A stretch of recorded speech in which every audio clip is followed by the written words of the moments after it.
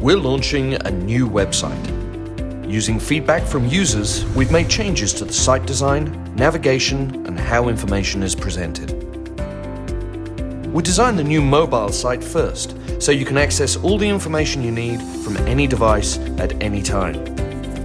We've made navigation more engaging, using images, so you can find what you're looking for quicker and easier.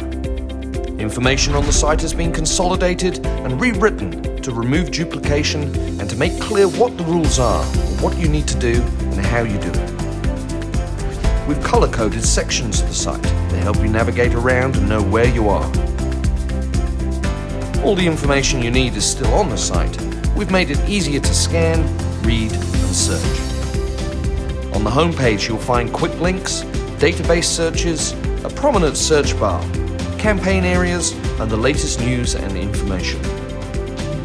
We've also worked to make it clear which processes you can do online through My CASA, rather than filling in a paper-based form. You can access our online services easily from any page. Search has also been improved on the site, with new ways to filter information, as well as new dedicated search areas to help you find the rules relevant to you, publication types, and much more. Come try it out today.